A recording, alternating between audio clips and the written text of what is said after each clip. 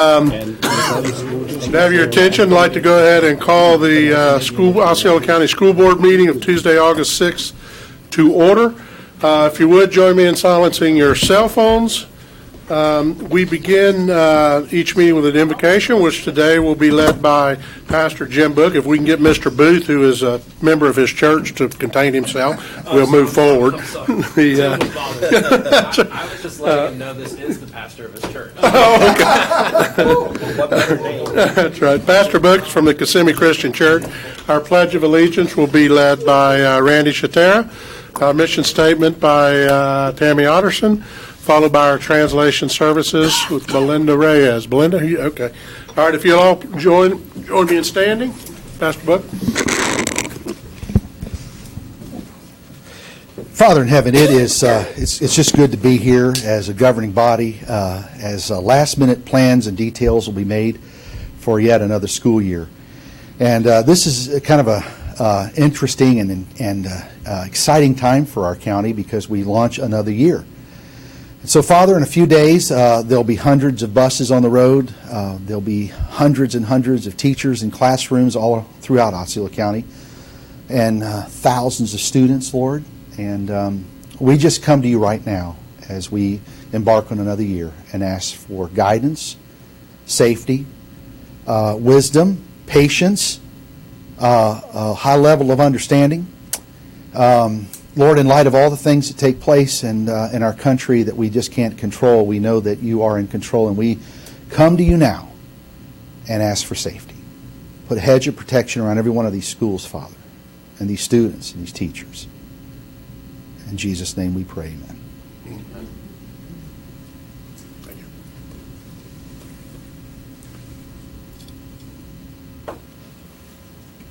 Everybody standing for the pledge? Yes. Please begin. I Pledge allegiance To the flag of the United States of America and to the republic for which it stands, one nation, under God, indivisible, with liberty and justice for all. And you may be seated. Good evening, Board. The mission statement of Osceola District Schools is inspiring all learners to reach their highest potential and be responsible and productive citizens. Thank you.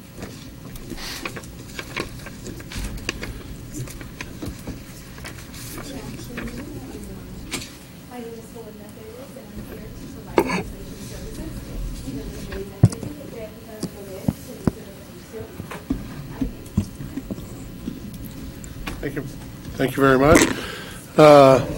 Sports Farm Meeting Board, do we have any comments? Mr. Weisenhower, you just started left. I'll start with you today. Thank you.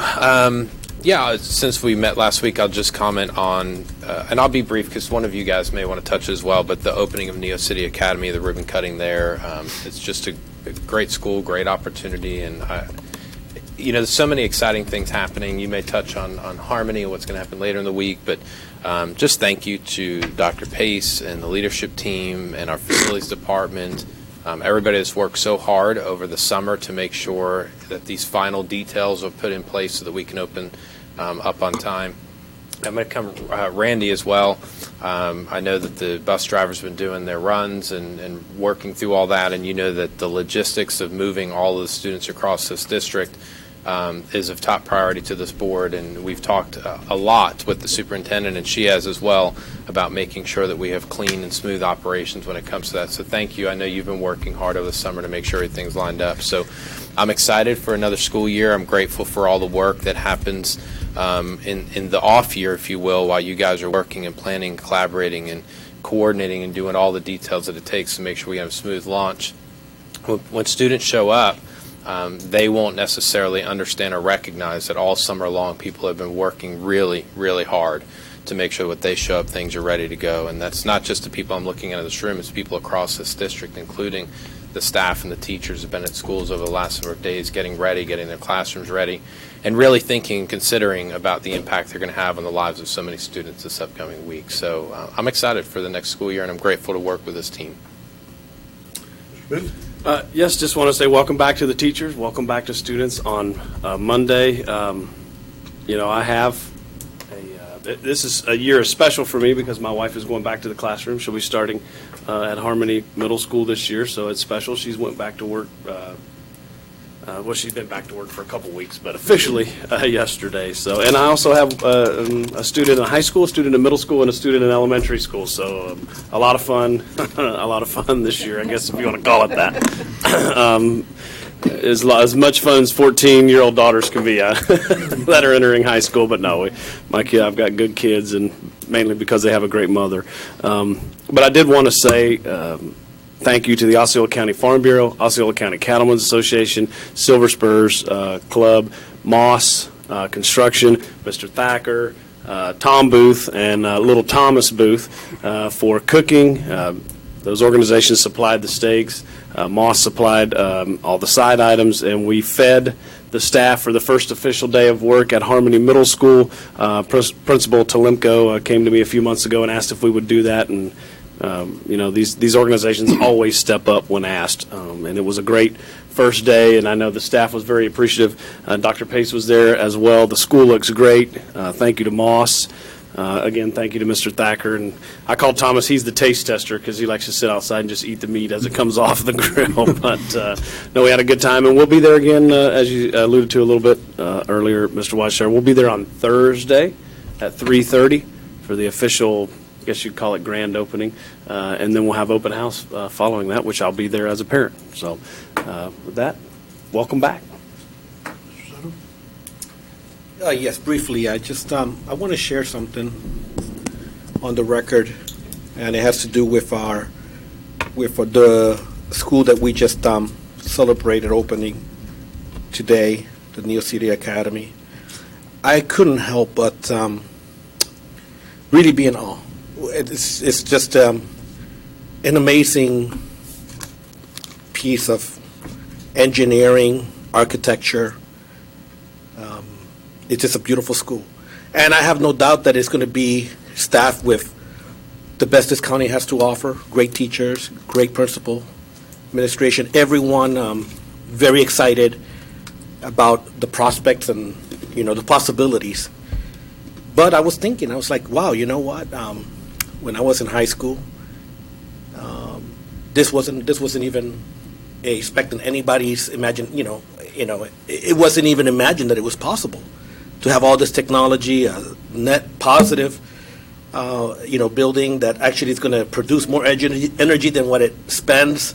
Just amazing. And, I'm very, very proud of that. I'm very happy that the students of Osceola County will have a chance and opportunity to enjoy learning in this environment. I want to express my gratitude to everyone, but most importantly, the community. I know we mentioned everyone, but I'm talking about the people in Osceola County that have put their trust in us to make these decisions with the funds that we have, which is not a lot, and to put them to the best possible use that we can. And this was really, really right now almost one of the crowning achievements of the time that I spent in the school district. And I'm very, very happy, and but mostly I'm very happy for that high schooler that very similar to what I was, that was looking for something out, in some kind of opportunity or some possibilities to learn and figure out things in the world. It's just that much more easier for them these days, and I'm very happy that I had a small part in that. And that's my comment. Great. I wasn't at the opening of Neo City, but I am excited to visit in a couple of weeks with the Education Foundation to be able to experience what you guys experienced today. I do want to publicly just thank the special programs team who is always available when I asked them to help me. They were at an event this weekend, a community event at Chambers Park, and I got to tell you, they were so gracious with the community, and I cannot thank them enough for always stepping up whenever they are asked to do these community events. So thank them, and of course Dr. Pace as always for assisting me with that. And I'm also really excited about the strategic plan. I can't wait to talk about that. So very exciting times, guys. Indeed. Yeah. Dr. Pace? I will only concur that it is an exciting time. We've had our administrator welcome back. We've had transportation welcome back. We've had our new teacher orientation last week, and this week all across the district, our administrative teams and teachers have been coming together and talking about and sharing what's exciting about a new year. A lot of professional learning that occurred today all over the district, but really a good sense of energy. And it's exciting as we move forward and plan for a new school year for all 70,000 students across the district in each and every school. So I appreciate all of you, your leadership, your trust, your confidence. And as you said, we have a wonderfully supportive community, because without partners, we couldn't do the work that we're doing for kids right now. So thanks to everybody.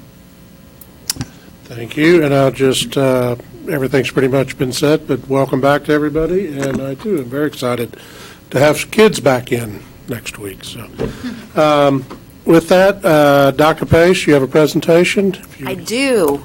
If they can cue it up. It's not about me, but I did want to share. Well, here we go.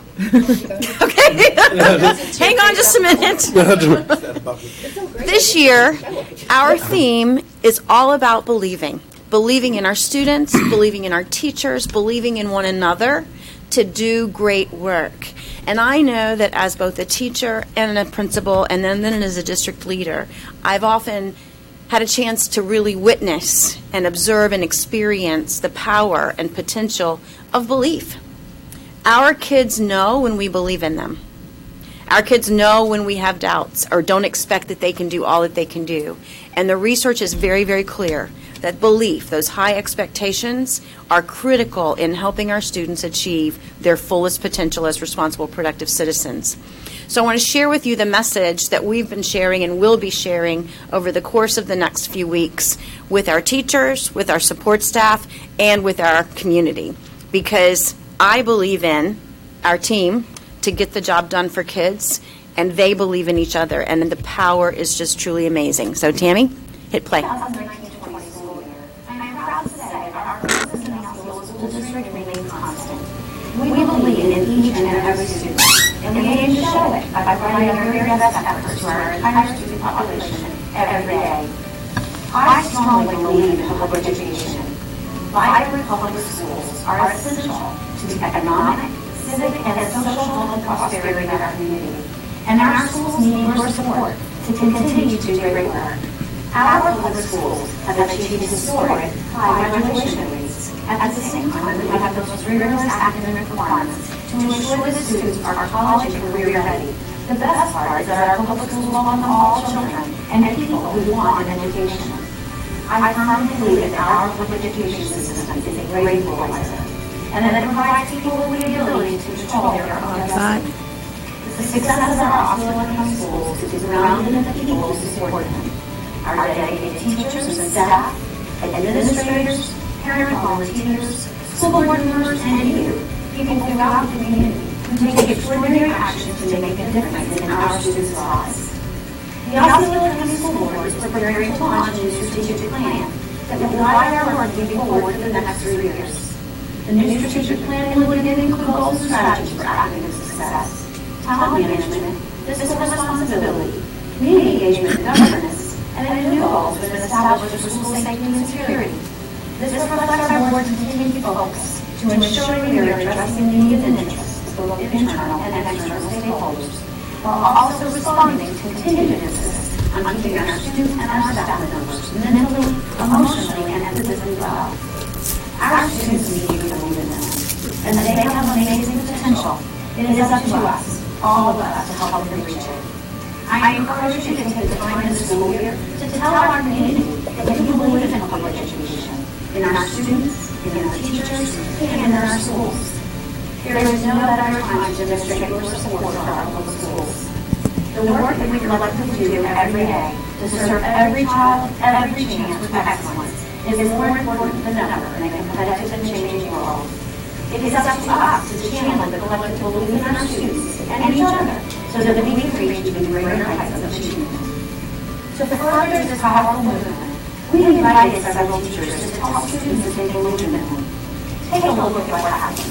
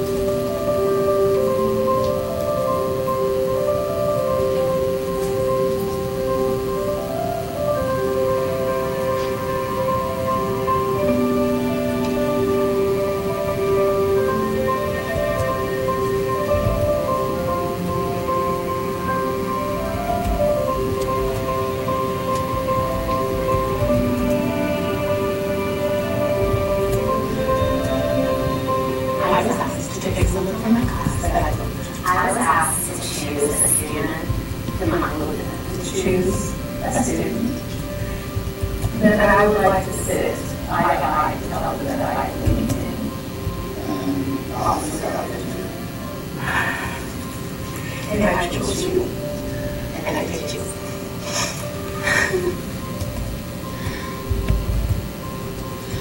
I am so happy I have the opportunity to have your life.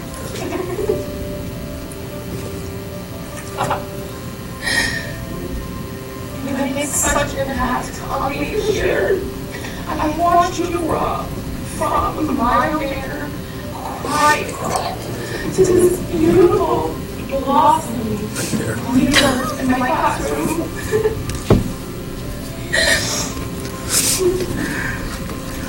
And I couldn't be happier.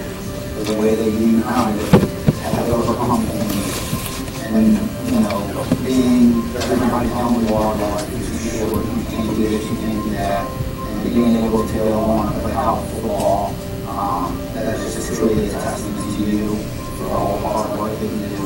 I think one of the greatest compliments that somebody can give somebody is, you know, you want your kid to grow up to be like that person. Like my own son, you know, you kind of grow up to be, even if you have kids that you grow up to be, you know, I'll be doing something right. So I teach based on what happens with you in my class. I look to you to know if I'm teaching well and then you'll understand it.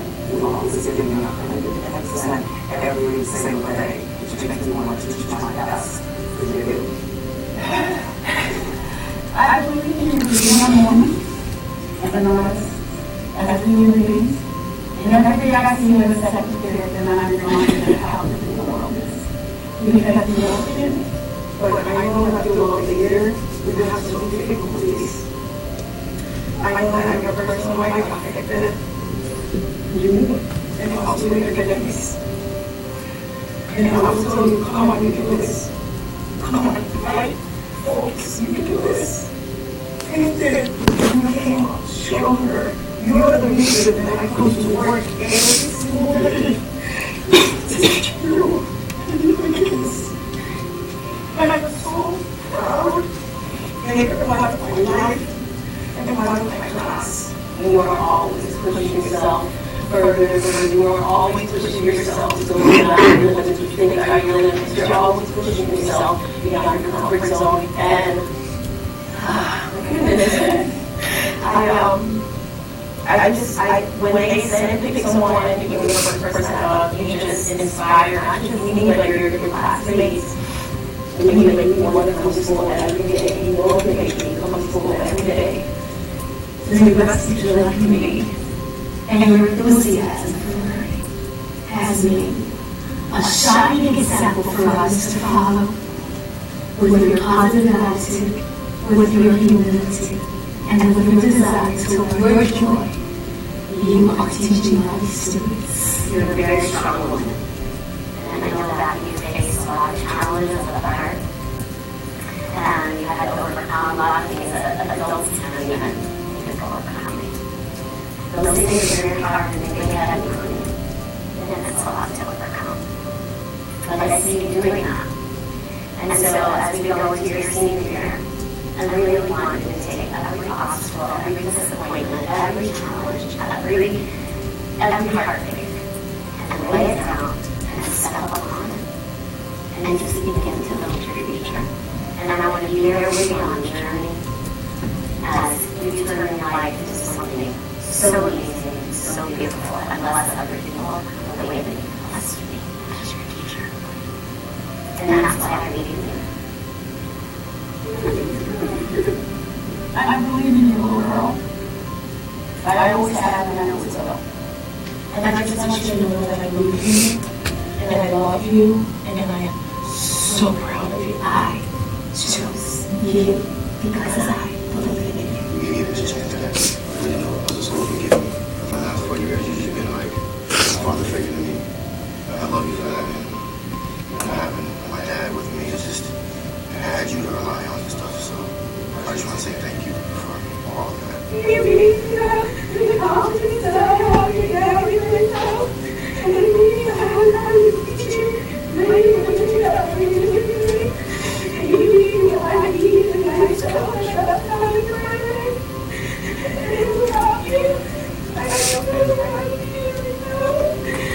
I all of you because you're like motivators to me. And I don't know what to do without you.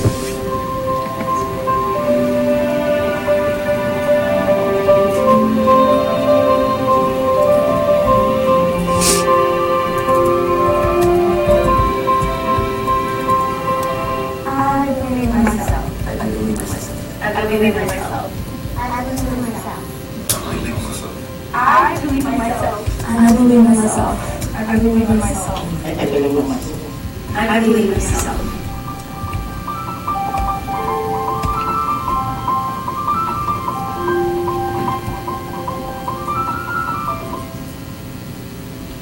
All right, should we go ahead and adjourn now?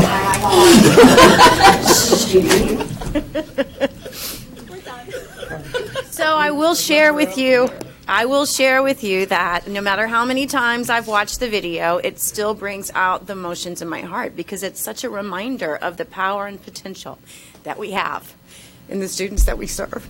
So that will be our message to the community this year. It's on our website. I'll be sharing it with the Chamber on Friday, with the Celebration Chamber, I think the first weekend in November, and certainly it's, possible for all of us.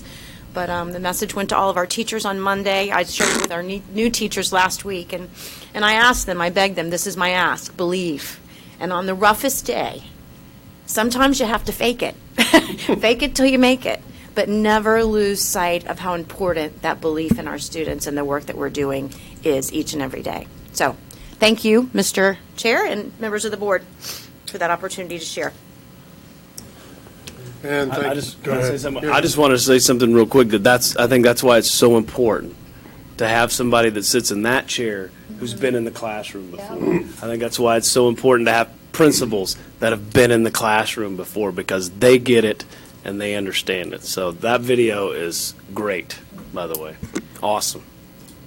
Our team is amazing.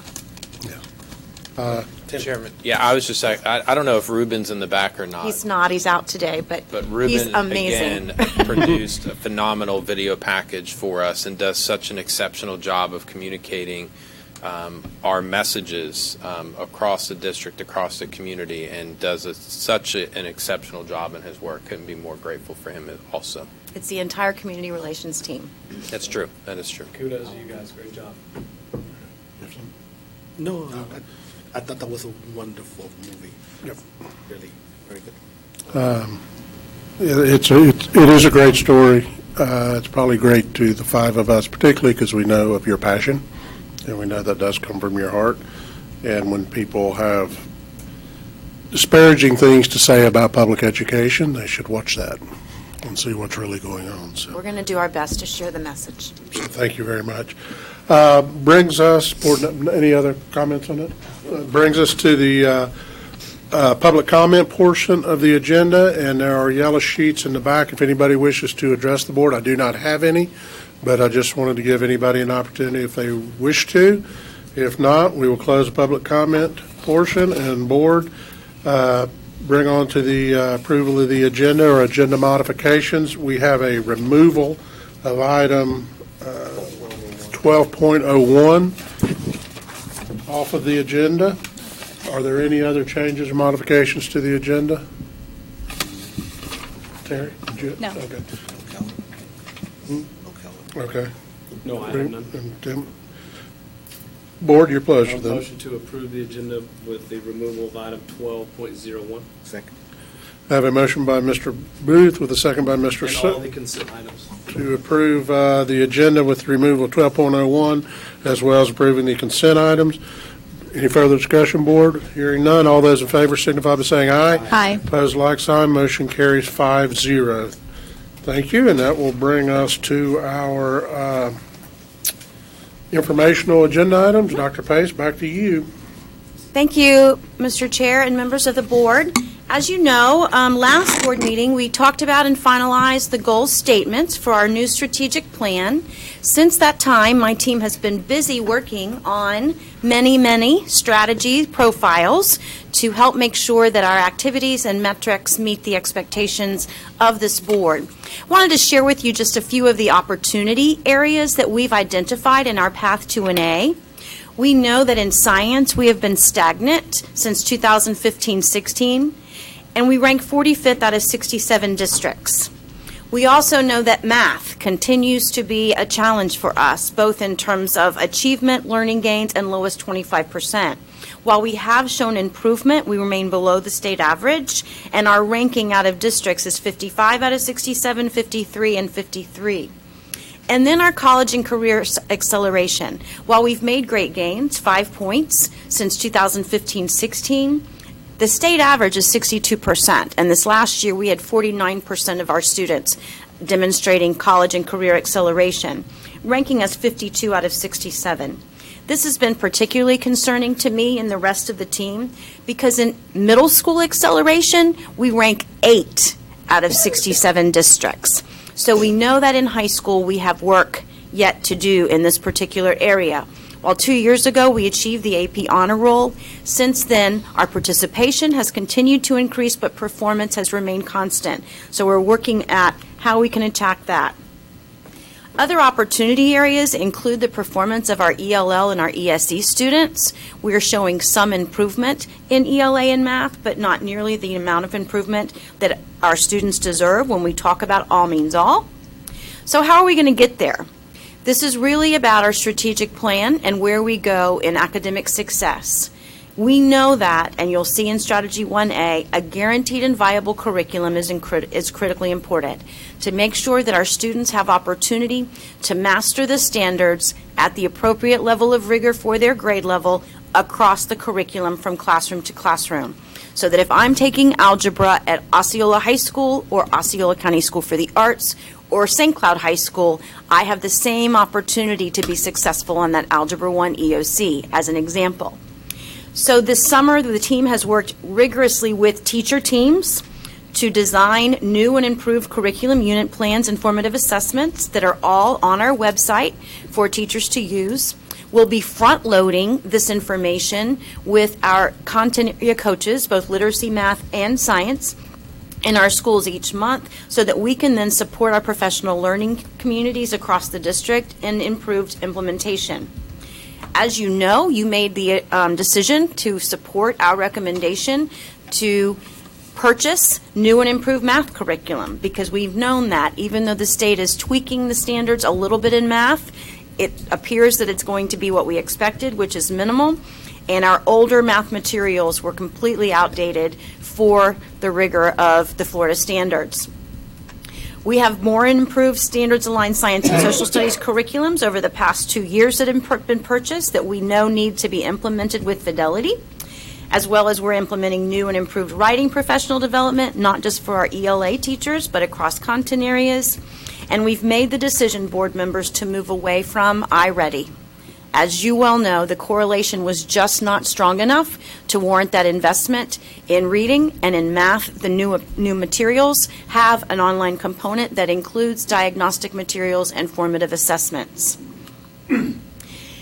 In addition to the what of teaching, the content, we also want to make sure that we're consistently using highly effective research-based strategies across the school district.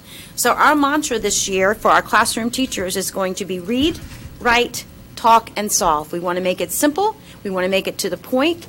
But it aligns with the instructional framework elements that we're also emphasizing, including helping students to engage in cognitively complex tasks, and our Avid Wicker strategies that many of our teachers experience training in again this summer. So it really goes along with the district goal that you've approved for academic success of high-quality teaching and learning for every child, every chance, every day. We believe that if students are reading the content area, writing about their content and their thinking, talking to one another about that content, academic success, or academic discourse, and then working together to problem solve collaboratively, that our students will be prepared for anything that they face moving forward. So a big piece for us as a team is going to be about execution. A system of getting things done through questioning, analysis, and follow-through. And according to the book, The Execution, The Discipline of Getting Things Done by Larry Bossidy and Ram Charan, it's a leader's most important job. So I'm really tasking my leadership team, as well as our school-based administrators teams, and our teacher leaders to help make sure that the plan that you approve in September with our budget is executed to its fullest. So how are we going to do that? through our school improvement planning and stock takes that we've been doing with you and the board and at our schools. We want to improve our instructional observations and coaching and feedback, but we also listen to the teachers that you heard from in the spring and last fall in your focus groups about helping to make sure that that remains streamlined so we're not amping up the implementation of the new framework. We're going to ensure that our teachers are using the district-adopted curriculum and best practices in their classrooms. And then this very important piece that you also have been very focused on, and that's about culture. Making sure that our teachers and our support staff across the district feel supported and respected by their leaders in everything that they do while we're modeling these high expectations, both for the students and the adults across the district. So, these were the 5 goal statements that we've already talked about in the 5 areas that you talked about early. In terms of goal metrics, it is our goal to make sure that this district grade improves to an A. That's why you see path to an A throughout these slides. In order to do that, we're introducing or proposing a new form of metric, and it's called readiness rate. So instead of looking just at ELL performance or math performance or science performance, the tested areas, for example, in grade 5 at a critical juncture before they move on to middle school in grade 6, we're recommending that we look at an elementary readiness rate. So in an average, the percentage of students in 3rd grade who are proficient in ELA, math, and science. This is a number that's not calculated by the state, but Dr. Torres and her team in the REA team has done it, and we're projecting that we want to be to 65%. And that 65% number is our goal because that's what it's going to take across these areas to get to an A. We're suggesting that for academic success as a goal, we concentrate on 3 critical areas: 5th grade, 8th grade, so before they go on to high school, and then the college and career readiness rate, that high school graduation rate and acceleration rate done. And again, the metrics that we're proposing to you here, and I'll give all of these to you in writing again, are what it would take for us to get to an A. The 80% is high for getting us to an A. However, as we're talking about it, and I'm asking our principals and I'm asking our teachers, what percentage of our kids should leave our schools with some form of evidence that they're college and career ready? We're talking about either an AP class, an IB class, an industry certification that's a job skill that they can carry into the workforce, or they've passed a dual enrollment class. And we're all pretty much agreed that that ought to be 100%. We want all of our kids, if we're saying all means all, our goal for 2021 would be 80%. These would be the strategies, the how of how we get there. We talked already about 1A and 1B. High-quality, standards-based curriculum consistent across grade levels and courses throughout the district, and reading, writing, talking, and solving. High-leverage, standards-based classroom strategies. We also know that to address that ELL and ESE piece, we've got to do what's in 1C, engage in very intentional, specific strategies to support our subgroups and close the achievement gap. And then finally, 1D gets to the point of what we were talking about with acceleration. Ensure that acceleration opportunities for all students. That includes, again, continuing our gifted and STEM programs in elementary school, continuing our push for some high school credit classes and industry certification now in middle, as well as then all of that at the high school level. So questions about academic success strategies or suggestions? Am I capturing what you wanted us to capture? Yeah. First, I wanted to say thank you for putting that down there, communication and understanding expectations, because as you know, that was a common theme in all of the meetings that I had in my district with the staff at all the schools. So I appreciate you identifying that as a need and actually putting it right here out in public. The other thing is, we talk about this lift all the time. If kids aren't even kindergarten ready, how do we get them ready in 3rd grade? And those numbers are correlated essentially, and it's tough to overcome that. Have we talked about engaging early learning, the ELC a little more? Getting more kids in VPK. How do we do that? We are. VPK is not identified in this proposed plan for next year because it's something that we've already expanded across the district.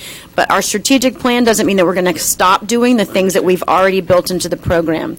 And in working with Osceola Reads, as Footsteps to Brilliance contract kind of comes to a sunset, so to speak. Not that we'll go away with the program. We own it, and it works well for some interventions and things like that. We're still continuing to promote it in our VPK centers and early learning pieces. But we want to expand that idea to beyond just Footsteps to Brilliance as an Osceola Reads campaign, but a real means to strengthen the quality of VPK, both internally with our district VPK programs, but also through private providers and working and partnering with the Early Learning Coalition. We know that they had a little bit of a rocky road, but it appears that they have strong leadership now. Dr. Fritz is on their board, and Jane and Mary Ann are now in regular conversation with them to how we can expand those opportunities. I think it goes beyond just 4-year-olds, too. I mean, I really have a strong belief that burst to 3 or 4 is maybe the most important time in a child's life, and I know that there's a lot of families and situations in this community that don't have the correct environment to build that capacity. So, if there's anything we can do, and I know that's not our job, we're K-12, I get that. You will see that, though, in Goal 4, community engagement, because Okay. what I heard from you all about community Yes, we did talk engagement about it. was empowering parents to help their kids. So you'll see some intentional work there from Leslie Campbell and her team. Steve? Can you go over, forgive me if I don't have this correctly, was it the acceleration rate? In middle school, we are 8 out of 67, and then we dropped to, what was the number, 50? 52 out of 52? 67. Okay. Obviously, this is probably not part of this presentation, and I'm sure it's part of the strategic plan, but have we identified the reasoning? Is it because our kids are less engaged? Are they working harder? Why are they slipping so much in 4 years? Right. Part of the challenge is that acceleration is a lag indicator. Okay. So this year's acceleration rate actually is a result of kids Previous year? that were in a previous Yeah. year. And even the acceleration rate right now for next year's district grade is already in the books. Right. It's what the kids have already done, although we are still doing some work to make sure we have recorded all of our industry certification. Our dual enrollment has increased significantly. As you know, I think we went from like 9 students with an AA degree in 15-16 to 77. Our IB diploma rates this year are at over 84%. That was our initial number, and I think I just saw from Celebration that it's up to 89%. So our kids are experiencing success there, but those programs haven't grown in terms of enrollment. Okay. So that's something that we're working on. Industry certification, we've increased tremendously, but we know we still have work to do there in helping to make sure that we keep, we identify and retain CTE teachers who understand and meet the industry certification requirements so that kids are having better success on those tests. And then advanced placement. We've done a good job of expanding access, making sure that students who've demonstrated the potential for AP on their PSAT are scheduled into AP classes, but our performance, the pass rates, have been pretty stagnant. And so that's an area that we're really working hard on in this particular strategy for 1D. You'll see when we break out strategy profiles in more detail after we get past this next stage of the plan, that we're really increasing our emphasis on using the approved College Board syllabus and resources. College Board also has enriched their website and their materials that are available for teachers. We also want to strengthen the EPLCs for our AP teachers because oftentimes they're singletons at their particular school so that we can get more consistency with high-quality curriculum. And we've identified some teachers who are having great success in the specific AP courses and invited them to be a part of designing curriculum unit plans and formative assessments that can be implemented with more fidelity. Okay, so this is really kind of a mixture of not just performance, but also the growth of the specific programs as well. Am I understanding that correctly? Yes, ma'am. Great, thank you. Mr. Weiser? To the readiness metric that you're wanting to use, Mm-hmm. The baseline would be last year's data. Correct.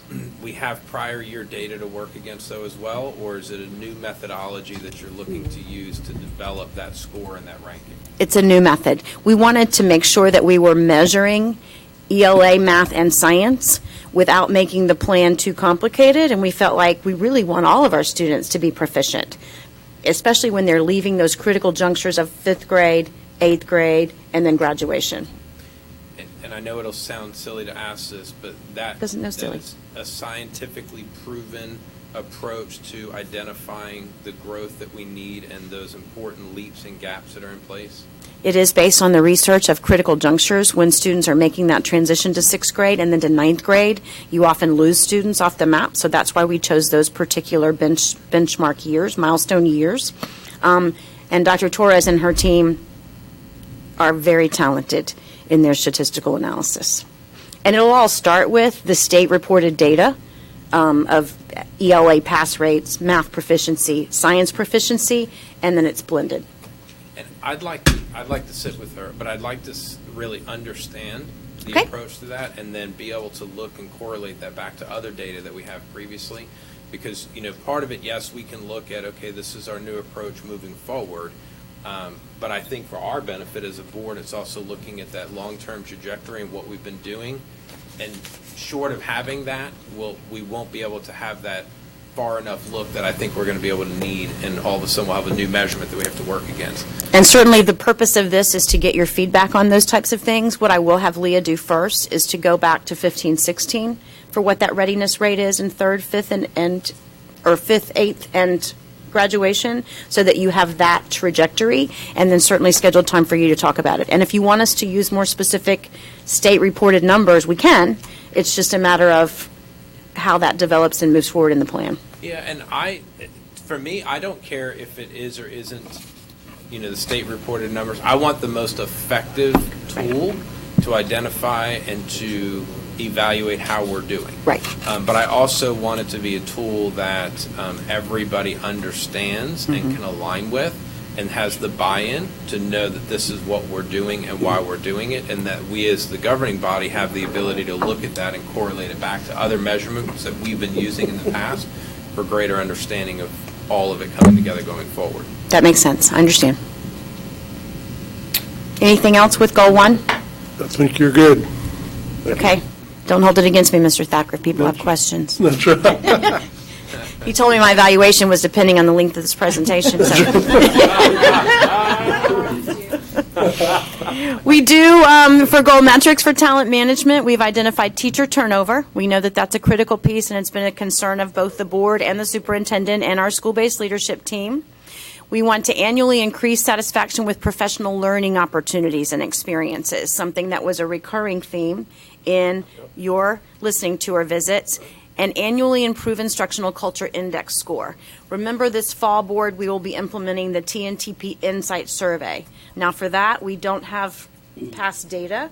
This year will be our baseline data, but the Insight Survey by TMTP has long history of being highly correlated with retention of high-quality teachers and also improved student achievement. And I'm happy to talk you through all of that.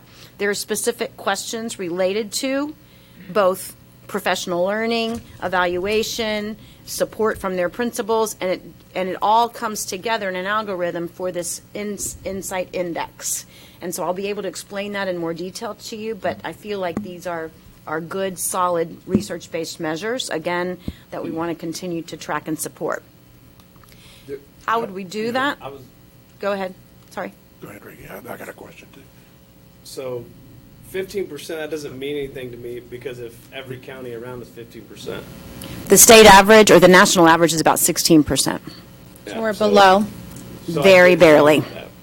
So, I mean, that's a lofty goal to, I'm on board with you. We've got to hold on to our good teachers. I totally understand. And people, For the purpose, that's my question, for the purpose of this calculation, are we removing retiring teachers out of that? this is people who leave for any reason, who were on the board and then left. Is it if we're going to measure this as a metric, I guess to me, it makes sense to remove the retirees. The problem, if you do, and we can, I certainly understand where you're trying to go. We want meaningful measures that are lofty but attainable. But the problem with teacher turnover is that whether a person leaves because we want them to leave, they decide to leave the profession or go to another district, or they retire, it still means we have to replace them. And every time you have to replace a teacher, there are tremendous costs in terms of professional development and just the whole hiring onboarding process. I've seen it estimated to about $15,000 to $20,000, the cost to replace a teacher. That's a billion-dollar problem across this nation, and we know that we continue to struggle to find folks who are entering the profession. And so that's why we've included anybody who leaves in that particular number. But again, this is your plan. Yeah, the number to me would mean more if it was kind of regional, I guess. Because, you hear, I know it's not true. The data that we've seen doesn't back it up that we're higher than every other county around, which with the data that I've seen, doesn't bear out. But it would mean more to me that if we were kind of comparing ourselves to other counties in the region, but I don't know if they're going to use the same metrics. It's not a state-reported number, and so, that's the challenge with that. Okay. I agree with Mr. Thacker, though. I think we should take this in two different ways. One is the overall number, the goal, and greater percentage of what it is we're trying to do, but then also isolate the retirement component as well, because for our purposes and what we're trying to look at, that's going to give us the truest picture of what that real turnover is due to compensation, benefit, satisfaction, right? All the things that, in theory, we have control over. Retirement, in so many ways, we don't. But may I ask a question? Isn't that what the cultural index will tell us?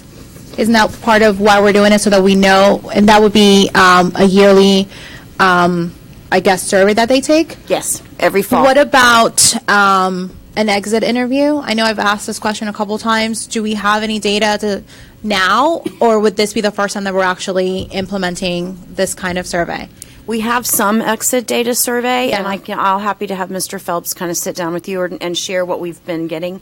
We don't get a lot of consistent responses. Right. But one of the things that we're starting to do is that with our onboarding process, we're getting a personal email. Yes. And so then when somebody leaves, you have an immediate contact for them following that to send them an email. Yeah. I guess I understand where you guys are coming from. I wanted to take out the folks that are retiring, but I also understand that part of the reason why we need to have this information is because of the cost that it takes to replace someone. So for me, it's not that important, but I do understand that you want to make sure that we have accurate information as to why teachers are leaving, not necessarily because of retirement, but I also feel like maybe the culture index score would be the answer to that. Would I be correct in that assessment? I think it's going to be very, very insightful. But my team right now is taking notes on your feedback so that we can come back to you with what we think will work based on your feedback. Okay. I don't disagree with you at all. I think it's a very valid point. I just want to make sure that as we're having conversations about some of the realities that we're dealing with, we really understand what it is, so that we can have real conversations about the things that we actually have control over to deal with, to mitigate, or to evaluate. Yeah, that was my question on the retirees. I was not looking at this answer as a cost to replace. I was looking at this answer as what can we do to. Right. We're not going to stop somebody who wants to retire, but what can we do? I hope not in about 6 years. But what can we do to the 3-year, 4 or 10-year teacher? But that was the point for the meetings that we had, was that, look, we don't control FEFP. We don't control the in 20 years funding, and we can fight for it all we want. Tell us what we can do beyond that to make it more attractive. If I'm going to understand why, and I believe I do, the inclusion of retirees to your turnover, it makes sense to me. If what you're saying is that there is a natural, at some point you're going to have a stable turnover rate that is that it conforms pretty much with any other place. You say that's about 16%. 16% is about the teacher turnover rate. So I think most businesses, correct me if I'm wrong, Tom, but my stuff is said like 8 to 9% is what you strive for. All right, so that's good information. And I understand that really the challenge is a supply issue. Right, it's a huge challenge. So I imagine that's where we're putting a lot of our efforts in dealing with finding that supply and finding those teachers. Well, but I think it goes back to the culture piece.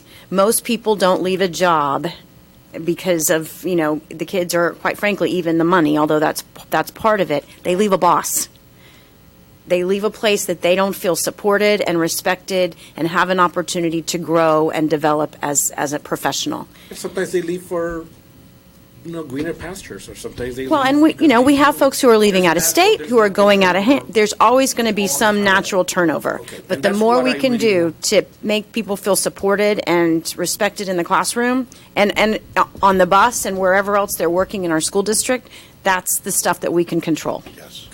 I think the answer lies in both. I mean, no one's saying not to provide this data in the way that you're laying it out. It's just then provide another layer of it that isolates it out so that we can look at that piece as well. Yeah, I think there's two questions. Right. Or two answers. I think the answer is both. And we will, this is the goal and goal metrics that we monitor over the course of the 3 years. But for each strategy, we're establishing additional metrics that we can use on a quarterly basis to monitor, on a mid-year basis to report to you, and then annually review the strategies. Does that make sense?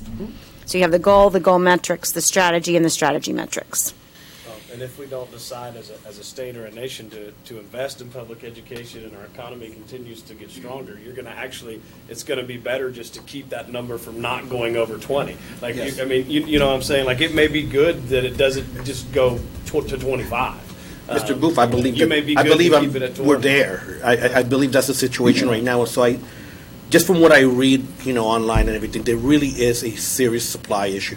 A lot of schools, a lot of programs cannot even get enough students, and they have to, fire staff.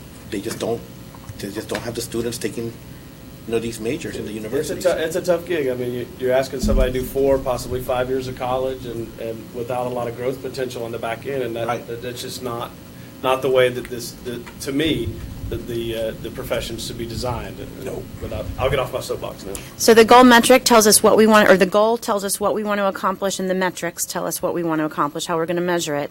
The strategies then tell us the how, and again, they're more detailed into activities once we get to the strategy profile part.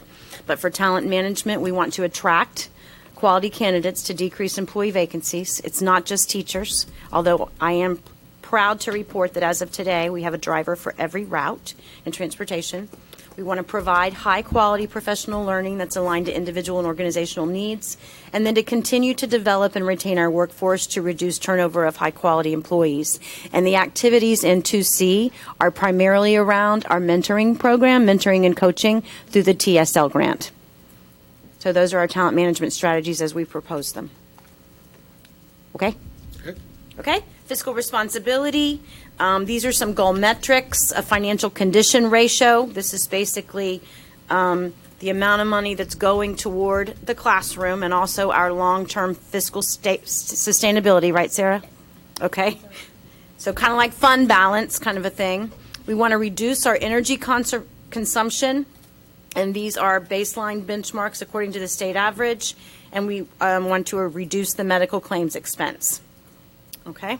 Can I just say kudos to our financial team, because what a lot of folks don't understand is that number that Sarah works so hard on, that percentage, saves us millions of dollars in interest payments every year, and we're able to invest that back into and those are reoccurring dollars. Taking this money out of this is a one-time thing that then costs you millions of dollars on the back end. Critically important for our bond rating and Hard to keeping explain. right. You can't explain it in 140 characters or less, but good job to you. And I know we focused on that as a board as well. And keep in mind that we will potentially be seeking approval down the road, and not too distantly down the road, for sales tax bonds again to fund our next set of renovation projects.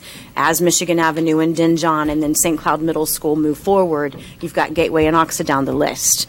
So that bond rating is critically important. Before you go on, the reduced energy consumption. Mm-hmm. Do we have the capital improvement plan in place to realize that? So there's a behavioral component that we've talked about in the past and we've dealt with previously, and then there's a physical component of this, of the actual structures, the type of things we do with Neo City, the type of things we're doing with the new Point Siena wing, how we build building envelopes, what type of systems we put in place. Do we have the plans in place to be able to get there That's where your sales tax dollars have been going primarily. Remember, we're down to our last Priority One chiller project this summer with the new systems, the new chiller plants at Poinciana High School. At the same time, we've been installing LED lights where we can. And as we improve the efficiencies even of our kitchens and our kitchen equipment, that is also an operational savings. Where we've really not had a strong emphasis over the course of the last 3 years, Mr. Weissier, has been in the behavioral component. And so that is one of the things that now that we have Shane Acree in the maintenance department really constantly monitoring our run times and those types of things, and then we're going to have a communication plan about, it's as simple as turning off the lights when you walk out the door or unplugging a plug so that it doesn't have the ghost energy consumption that it sometimes does. Those are things that we want to start to champion and celebrate as a result of this strategy. Good. On the reduced medical claims expense, just touch a little bit on those numbers or percentages you have plugged in there, Dr. Pace. Our trend has been 7%. This is in conversation with Proventure about what we think we can get to over time. We know that we anticipate, based on the changes that we've made with our health center and a stronger focus on population health and other controls and things that we've put into place, we anticipate a slightly smaller trend next year at the 2%, a larger one in the second year because we feel like it'll escalate. But then eventually you're going to get to a point where it is what it is, and you're just trying to keep people healthy. But you're not, and you can keep that trend flat, but not typically going down at this point. So that's where those numbers came from. Yeah, and I understand that. I guess my concern is with respect to what you just laid out and what the analysis may show currently, is that enough? Honestly. And we're going to come back to this. Proventure has just really been able to start digging into the data from our medical center and some other things, so we've still got some work to do there. But this is what Mr. Hensley has recommended at this time in conversation with Proventure. So my point, yeah, exactly. And that's exactly my point, is that this board and you, Dr. Pace, have been very intentional about spending a lot of time and energy in this space and in this conversation because we know it's a major cost driver for us. I want to make sure, before I personally would say, yeah, these numbers are good and I like where we're going, I want to make sure that I really understand, are we pushing the envelope hard enough and really holding the entire space? And what I mean by that is the providers and the underwriters and everybody else, are we really doing everything we can to turn every stone to find the savings that we can? This board's being recognized, and you guys may not have even heard this yet, being recognized for the innovative approach we're taking right now. As the FSBA stuff, I'm getting communications from other school boards who are saying, I hear what you guys are doing, fill me in, what's going on. And we just had a request for us or somebody to potentially even do some type of ancillary breakout at our December conference to talk about some of the things we're doing to really take hold of this. But I'm not willing to take my foot off the gas at all. I know you're not either, but when it comes to really having this really robust conversation with Proventure and other partners in this to say, is this enough? Can we find more? This, as you know, goes right back to goal number 2. Right. Every dollar we can save here is more dollars that we can spend to put in the classroom and support our personnel. So, Sarah and Rick will go back and look at these before we bring back the final. Okay? So strategy-wise, how do we get there? We want to evaluate and improve the current processes to increase operational efficiency. And you will see once we get strategy profiles completely fleshed out that we're going to really focus in year 1 on our payroll procedures. We know that we have opportunity for there in that area across the district. We want to reduce the overall energy consumption and waste management costs. Again, this is both a physical capital side as well as a behavioral component. And then develop a healthcare program focused on employee well-being and cost control. I'm just going to comment quickly again. That employee well-being piece, as you know, is key. Yeah. Right? And so if we can do an effective job, and I believe we've all talked about with Proventure and others, including our new director, is that piece is the biggest piece, and it's the biggest driver to us being able to wrap our hands around this. This is where if everybody buys in to the importance of taking hold of wellness as a lifestyle, we can all see incredible savings, and we can all have additional dollars to reinvest, again, to what I said earlier. I will also have Rick and Sarah bring back some information for us about how many of our employees, what percentage of our plan plan members have taken advantage of the opportunity to reduce their deductibles at our next meeting. Okay? All right, and then goal 4, we want to continue to improve district and school culture, and we're going to be looking at surveys in order to do that, and then maintain a 9.0 or higher customer service scores for the district in Let's Talk. As you know, Dana reported in June to you that we were above the national average for Let's Insight, or the Let's Talk piece. But this is what we're talking about, how we would do that: to provide parents opportunities to acquire information, knowledge, and skills to support their children's education at home and at school. So this goes back to Mr. Booth's point about early learning, but also what we can do to continue to help our parents be better prepared to support their students in their learning. We want to continue to promote high-quality educational choice opportunities that meet the diverse needs of our students. This is primarily around the marketing of our choice programs. Build upon positive and proactive communication of information to all stakeholders. This is about trying to bridge that gap between the district and our staff in our schools that you guys heard about through your listening tours. And then we want to utilize the stock takes and professional learning communities to effectively implement the continuous improvement model. Okay? All right, that brings us then to goal 5, our new goal, safety and security. We want to make sure that 100% of our facilities are in compliance with district and state security requirements. This includes things like locking of doors, but also participating in the required drills.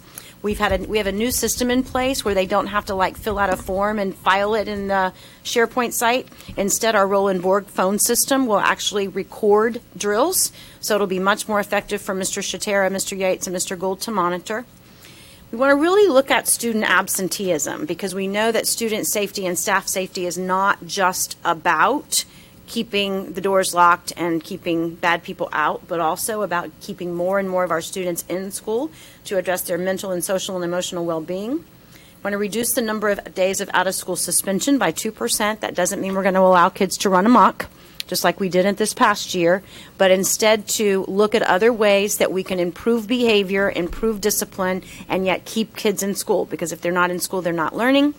And then reduce the number of students recommended for expulsion by 2% annually. Again, that doesn't mean that if you're doing something that's an expulsion level offense, we're going to look away, but it does mean that we want to try to be proactive in expanding our implementation of restorative justice. We have our Teen Summit coming up at the end of the month, where we're utilizing the Peace and Justice Institute from Valencia, again, to try to get in front of discipline issues and attendance issues, but to try to avoid it, and also to increase the information that we do on the dangers of drugs, because we had such an issue with vaping. All right. And then these would be the 2 strategy statements: to strengthen school and district facility security procedures and infrastructure, and improve school-wide support for behavioral and social and emotional learning for all students. As you know, we now have a requirement from the state to provide 5 hours of training in mental health awareness to all 6th through 12th graders. We are still working on what that plan is going to look like. We have a couple of months, but not long, and that will be a part of this piece. So, what he said to the team is that we're not going to give up, or do anything less than our very best to make sure that we are serving our students with excellence. Every child, every chance, every day. Can you go back 2 slides?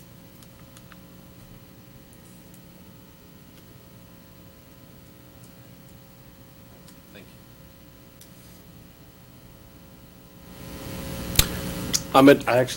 Is it all right? Yeah. I meant to say this earlier, but, because of the events that happened this weekend, that it's just so important, the mental health piece, and also the fact that, again, to thank the county commission, to thank this St. Cloud City Council, to thank this Kissimmee City Commission for helping fund, a trained law enforcement officer in each and every one of our schools. So, again, I meant to thank them up front, but I'd forgotten. I'll do it here. Good job. Okay, board, any other questions on this? If not, we will. My team will take the feedback that you've provided about the metrics. I think you seemed pretty okay with the strategies, and continue to flesh that out, as well as then bring back then key activities for our next meeting. And remember, the goal is that by September, we have the document fully vetted and ready for your approval with the budget. Okay. Chair. Yes. I just have a quick comment. I said something like this in the past, Dr. Pace, but thank you. You know how important having a comprehensive strategic plan has been for me since before I was on this board and the moment I got on it. And this board has always supported the idea of making sure we're very intentional with our work. But you have done an exceptional job of really taking hold of that and leading that charge.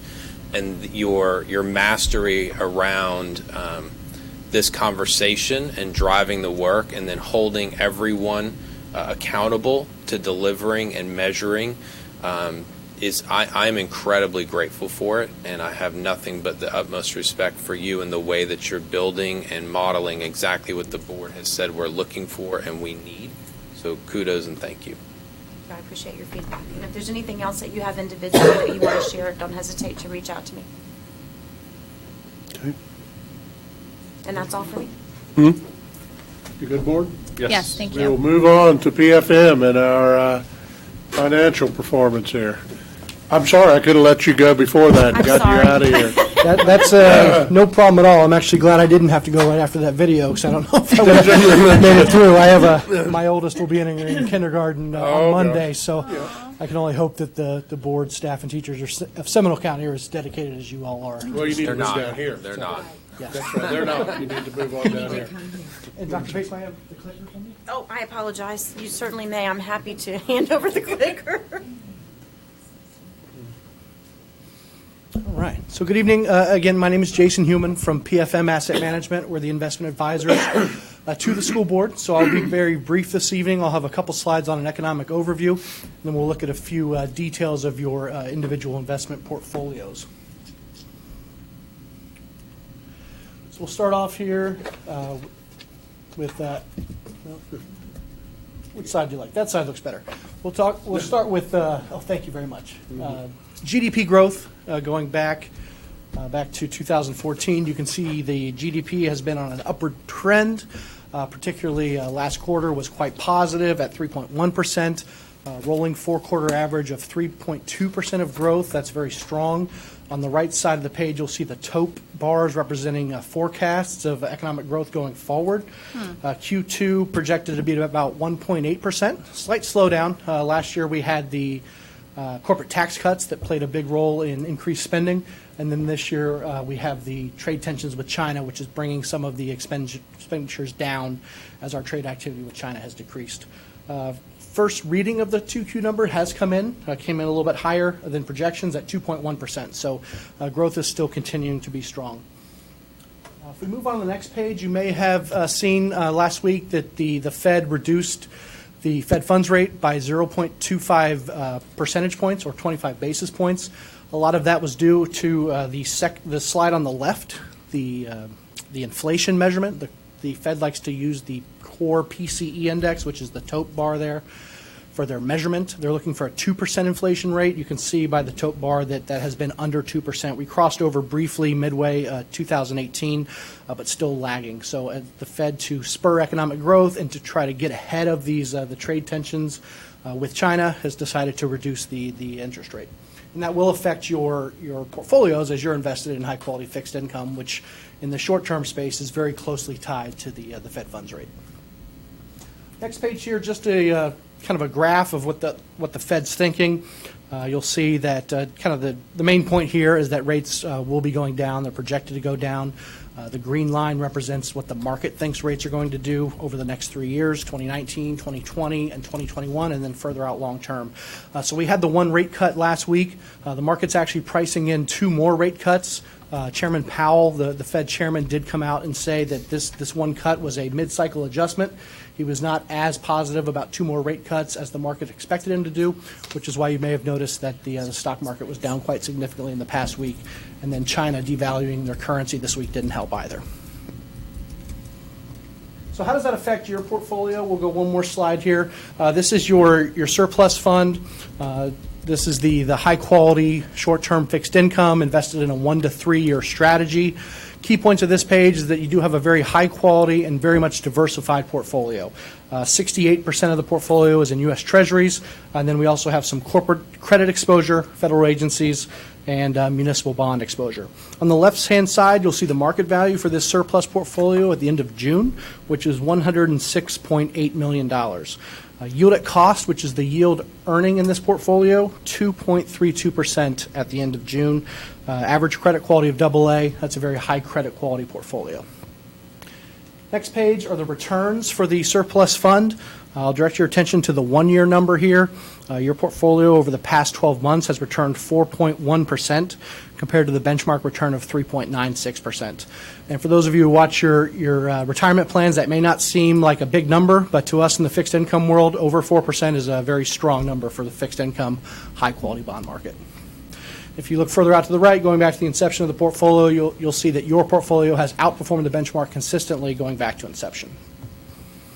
I'm going to skip the next page. We just talk about some of the sector movements we've made over the quarter. Not a lot there. Most of our performance was driven through security selection during the quarter. We'll move on to the 2017 capital outlay portfolio. Market value there, $15.2 million. That's still a very high credit quality portfolio. Not as many sectors on that portfolio because we keep that one very short. You'll see the duration of that portfolio, which is the measurement of interest rate sensitivity, is only 0.16 years. So that's a quarter of a year. We keep that portfolio short because we do need to have the cash available at your request when you need the money from that portfolio. And finally, on this page, we call this chart the compliance chart, which is confirming that you are, in fact, in compliance with your investment policy. We've hard-coded your policy in this model using the gold bars, and then the blue bars represent how much of each sector of your policy you're currently utilizing on your investment. So happy to report at the end of the second quarter you are all in compliance with all sectors, and the following 2 pages confirm that you are in compliance on an individual security basis. And with that, I'm happy to take any questions. Mr. Weiser? Thank you. When you look at our policy, where we are, the landscape of where the economy and the markets are today, and then looking forward, is our policy still the most sound policy that we should be utilizing? And are we diversified in the right way moving forward? Sure. Great question. So I'm going to move back. To answer your first question, yes, your policy is in a great space. We review your policy with staff on an annual basis and make recommendations. Our most recent review had no recommendations to change the policy. If we want to look at diversification, I'm going to go back to that pie chart here. Yes, thank you. You can see here on this page, you do have a very strong diversification, and you also have a majority of your portfolio in U.S. Treasuries, which is the most liquid, safe asset that you're invested in. So we're still driving return by adding the additional sectors, but we're using only high-quality sectors. Our corporate sector, which some may consider the riskiest of the group on that page, are only high-quality A or better rated securities according to your investment policy. You may notice on that left chart you do see a 1.5% allocation to a triple B rating. Your policy requires A or better from one of the 3 ratings agencies, and 2 of the 3 rating agencies are A or better for those 3 securities. It just so happens that we only use S&P ratings on this particular performance report, but we do provide staff with the additional ratings to confirm that you're in compliance with your policy. So yes, I think you're in the right spot. I think you're very well diversified in safe investments, and you'll start to see your yield fall off a little bit as the Fed funds rate decreases. The short-term rates will decrease as well. But by maintaining this diversified policy and still having a credit exposure, we're still able to outperform the benchmark by maintaining high-quality, safe investments. Where's the highest area of risk that you see for how we're invested right now that we need to continue to be aware of and mindful of? Yeah, I think it's going to point back to the corporates there, because the rest of your sectors are agencies. Federal agencies are government-sponsored enterprises, guaranteed by the full faith and credit of the U.S. government. So those would be absolutely safe. I think the corporates are probably the area that we're keeping the closest eye on. If we move forward 2 pages, you will see that we did decrease our allocation to corporates slightly during the quarter, going from 23% down to 20%. Not so much as the risk is there, but we're not finding additional spread compared to same maturity treasuries or comparable maturity treasuries. So we're choosing not to invest in corporates because the spread, which would be the additional yield pickup over treasuries, is not where we'd like to see them on a historical basis. So we've kind of held off on purchasing new treasuries in this, or sorry, new corporates in this quarter. That's not to say we won't do so going forward. We have a credit committee that sits on our desk at our headquarters, made up of an analyst team, senior portfolio management team, and a head or lead credit strategist team. They meet on a monthly basis to review every single credit name in the portfolios, and any credit name that's purchased in your portfolio is fully vetted by that committee and approved by that committee. So even though you have a portfolio manager assigned to your account, he cannot buy any name he wants to. It has to be fully vetted and approved by a committee made up of the entire strategy team. When you look at the GSEs and how we're invested there, and you look at the overall debt and deficit of the U.S. economy and where we are with debt service payments in comparison to actual revenue generated by the Treasury, what long-term thoughts do you have on repositioning? I know that requires taking a bearish outlook on the U.S. economy as a whole and a major shift in how we view the performance of our economy going forward. But there are serious risks that are out there, and there are serious threats, and some of the China devaluation piece is just one of many that we could talk about. So our methodology up until this point is heavily weighted, I assume, based on the fact that there are historical trends that we're working off of, and there is an assumption, even to your point earlier, that the U.S. economy will continue to be strong, and thus participating in federal bonds and other tools is the right approach. What are your thoughts? Because there are serious risk factors that are ahead of us, including public policy that is advocating additional debt and additional issues for us. And I want to think 2-3 years from now around that conversation about how do we best protect the assets of this board. Sure. I mean, to say that the GSEs could potentially fail would be making an assumption that the federal government's going to default on their debt, which hasn't happened. It would be a global downturn if the federal government did default on its debt. But I will say that your portfolio is very short. Inside majority of the portfolio inside 3 years. Let's see. If I go back 2 slides, you can see that 94% of the portfolio is inside 3 years. So positions being that short and that liquid gives us the opportunity to exit positions as we see necessary.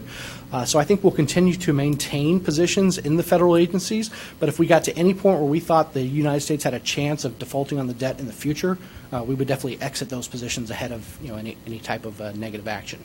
Okay. And I know you guys will. I just, everybody operates based on the assumption that everything will continue the way that it has been for the last 100 years. And that could be a faulty assumption at some point in time, which is incredibly dramatic and traumatic. Right. Yeah, we would have much bigger global macroeconomic problems if the government defaulted on their debt. Right. But we're not stupid enough to not know and understand that there are other economies and other countries that are more than happy for that to happen, not for the short-term benefit, but for the long-term positioning. Sure, and I think right now the U.S. government is still happy, printing money and increasing the debt. We're up to $23 trillion in debt, and it doesn't seem like it's a priority for either political party right now. So, in the near term, I truly believe that the Fed's just going to keep on going with the current monetary policy. But I wouldn't recommend repositioning the portfolio in any way with the assumption that we could default on the debt in the future. Yeah, I agree, particularly for the current. Thank you. You're welcome. Any questions? Thank you. Great. Thank you, Jason. Good job. Thanks for coming down. Great presentation, by the way. Yes. Brings us to item 11 on our regular agenda. Item 11, academic calendar, stuff for vote. Make a motion to approve item 11.01, approval of modification for the 1920 and 2020 academic calendar. Second. Have a motion by Mr. Soto with a second by Ms. Castillo, right? Yes. To approve item 11.01. Board, any further discussion or comments? Yeah, just a quick question. As far as communication across the district and ensuring that all stakeholders are aware, any concerns or issues? No, and this is, Tom, remind me, this is just the testing stuff, right? Yeah, it's just modifying the early release days for testing. Okay, you get them? Yeah. Board, any further questions? No. Here I have a motion by Mr. Soto, second by Ms. Castillo. All those in favor signify by saying aye. Aye. Opposed, like sign, motion carries 5-0. Item 12.01 was removed. That brings us to attorney's report. Non-comments from the attorney. Do you have any slides? Okay, just checking. Video presentation. Dr. Pace? Just a reminder, Board, we do have executive session upstairs, and I also wanted to make the Board aware, our Osceola Science Charter School, as many of you know, was opening a new facility on John Young Parkway. They have run into some pretty significant delays in terms of readiness at that particular site. Building Hope, I guess the company that's been working with them on the project, has made arrangements for them to have contingency plan. They'll actually start the school year, because we don't allow them to start beyond our start date, on August the 12th at 2 sites. They're going to have their K through 3 students attend at the old avant-garde site on Pleasant Hill Elementary School, and they've made arrangements with Matter of St. Cloud to use the second floor of the Matter building for their students in grades 4 through 6. A communication plan went out to parents today. They've made full arrangements for temporary and emergency food services, because we don't have the staff or the capacity to be able to man 2 places. They have made arrangements for busing, so that if, for example, I have a primary student and an intermediate student, I can drop the students both off at whatever school's closest, and then they will have a bus to transport the other student to the other place and back in the afternoon. They've also made arrangements with the Sheriff's Department to ensure we have an SRO at the Pleasant Hill site, and they'll be sharing the SRO at Mater. And I've been assured that the staff operating their food services plans and their transportation issues will have line-of-sight supervision from a Orlando Science Center, Osceola Science Center employee. So the plan is less than ideal. Dr. Balgobin and her team have worked just like champions with the Osceola Science people.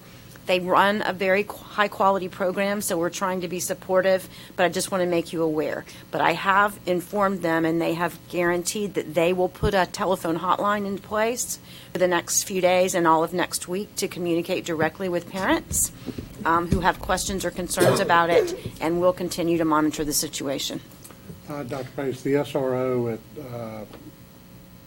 freestanding Pleasant Hill, is that a confirmation from the school, or is that a confirmation from the Sheriff's Department? We have a copy of the signed executed contract from the Sheriff's Department.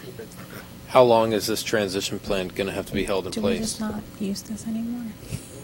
They have made arrangements to use those spaces for at least 30 days, but they have the opportunity to extend the lease at both. Building Hope indicates they think they can have it ready by August the 19th. I'm not a facilities expert, but having driven by it and had a husband and a son in the field, I don't see any way this thing is done in 2 weeks. Why? So, Yeah, just south of the loop. Okay. I would just add, so you anticipated one of my questions with a statement, so I'm fine there, but your component about the hotline, they need to make sure that's up and running. I mean, without exception. How many students? they had registered over 900 students. They're down to about 850 as of yesterday's enrollment. I suggested that they start with the kids that they had last year in a smaller setting and try to stick to one. Like I said, we've been working through these details for the last week with daily communication between Dr. Balgobin and her team and the Osceola Science folks, and regular communication with me and Dr. Balgobin and their team. And what you mentioned earlier site issues, whatever, but what's been the trigger? What delayed them? What are they saying? They're blaming it on rain. Mark, we don't buy that. We just opened 2 schools. Correct. You know, they've been dried in for a while. I drove by last week, and they're still exposed metal studs. They still have wall boards, so it looks like they're at the rough-in stage for mechanical and electrical, and they don't even have windows in on that building. They've got 2 months. They have half of the windows now. In my professional estimate, I would say that they're probably closer to a month and a half to completing, and that's if they have a very aggressive accelerated schedule, working 7 days a week. So 3 to 4 months. Gosh, I don't think it's that long. Again, probably goes without saying, but board, I would just ask that we all give a head nod to the superintendent to express our serious concern to them and our dissatisfaction with the fact that we're not even a week before the opening of school. So I just think we need to send that signal from this body through the superintendent. I concur. Okay.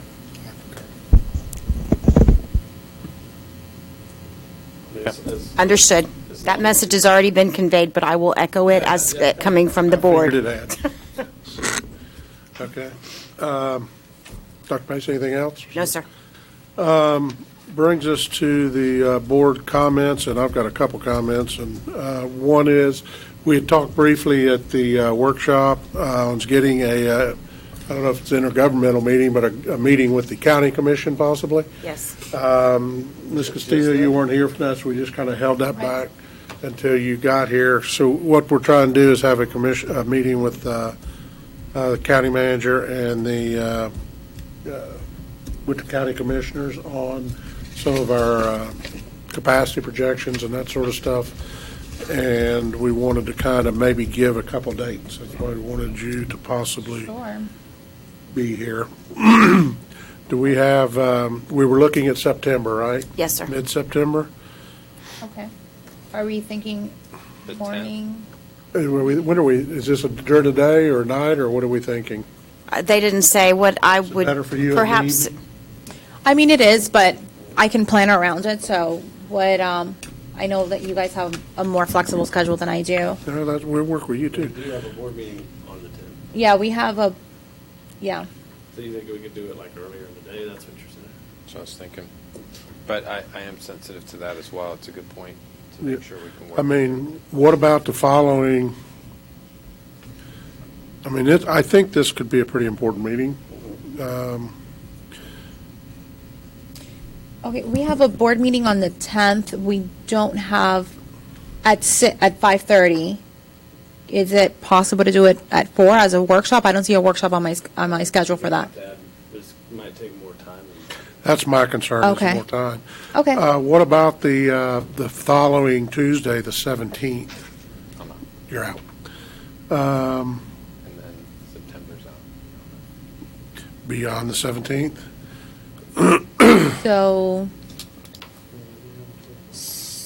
So the 10th, I guess, morning? Does anybody have anything on their calendar? I'm looking, I'm thinking. I mean, if we could do it on the 10th, starting at noon or something? Work for you, Terry? Sure. Why not later? I'm assuming Well, later is because, better in the day for you. yeah, so I suggested a workshop at 4, but we said that might take longer. What if, We did 3. if we did 3? it's not 3's gonna- fine. Okay, so can we do a 3 to 5:30 or whatever? That suggestion at 3? Isn't that better? So September the 10th at 3. Yeah, thank you. But certainly we have to wait on their. And, Could we have a second backup yeah, let me date? just ask, what about Monday, the 9th, the day before in the evening? That's Yes. their meeting day though, right? Oh, But it depends on when they meet. If it's a day meeting, which I think on the 9th it is a day meeting, maybe we can do it after that. You know, like at 4 or something. We could go to 5. that. We could even go to. We can go to them.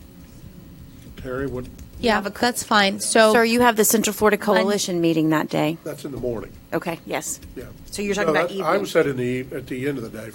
So September 9th at 5:30 as a As an second option. choice? I don't know how it We works just for don't you know guys. when their meeting's gonna get over. Right. Like it lasted until 6 yesterday. Did it? I mean, that's worst case, we'd have to sit there. So I've got September, That 9th and 10th. I've got September the 10th from 3 to 5 as our first choice, and September the 9th at 5:30 for our second choice. After their meeting. Yeah. Everybody good? Yeah, and if it's on their. Oh, wait a second. September 9th at 5:30. I start my MBA. I have class. Oh, don't worry about it. It's fine. Nothing in your MBA class will be as exciting as I'm what sure I'll get an what could happen with the excuse. county commission The meeting. message to the students, always school first. Yes, but in this case, responsibility first. It's fine. Don't worry. I'll get an excuse. Well, I will try for the 10th as our first choice. Yeah, that's Okay? number one, 9th is, yeah, okay. What about the evening of the 11th then? I mean,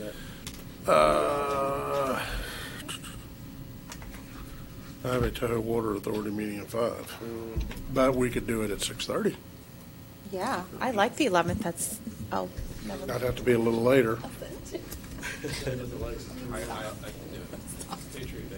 If we have to. I don't know why I'm doing this. Can we try 6? Okay, so third choice would be 9/11 Oh, boy. at 6 p.m. And the only thing I was going to add, Dr. Pace, is that if it's on their meeting day and it's easier, we can meet in their chambers. Yeah. If it's on our meeting day, they can meet in ours. Yep. Okay, got it. I will reach out to them tomorrow. Okay.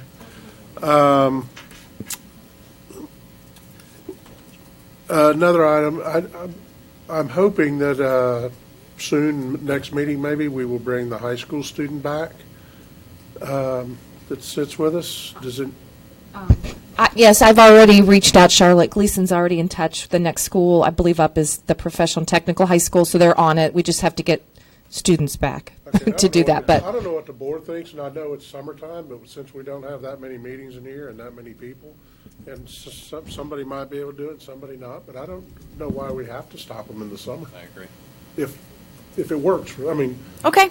I mean, More opportunity. Typically, the students have been seniors that the schools have selected. Well, So so what we in would the summer probably you do could is have, just have a senior for the upcoming school year. Yep. I just think it'll give. Yep, it'll give more kids an opportunity. No, I think it's a great idea, sir. Just keep getting exceptional students. Everyone has been amazing. Well, Yeah, All of our and can we not have them sit by Tim anymore? Yeah, why do they have to sit over there? I'm pretty cool. would you like to kick Frank out? If you want to kick Frank out, he Well, they can. No, they can't sit. we can't have these students Terry. sit my friend. Terry, No, look, I mean, I'm sorry. look to your left. 1, 2, 3. We don't want them down there. Let's be honest. Well, why am I over here then? Just kidding. We're counting Your on last you to one help in. them. Low man. Does, I actually have one more thing, but I'll wait to the end. Does any other board members have a comment? Not real quick before we recess. It seems like every time I get a call from somebody, my go-to person turns out being Tom Phelps. And I just want to thank Tom for taking my call, because I'm sure you see it, oh, God, what do we got now? But I just want to say that I... Was that a denial? Yeah, no, it wasn't. He agreed. I just want to tell you that I do appreciate your Thank you, Mr. Thacker. your honesty and your directness and sticking with the facts when I have those questions. And I do appreciate that a great deal, and I have great faith in you handling those types of issues. And one of the things I don't worry about is you handling those. So I just want to thank you publicly, because I do appreciate it, and I know a lot of times they're sticky, and you handle those with grace, so I thank you for that. With that, if there's nothing else, we will recess for the executive session and move upstairs.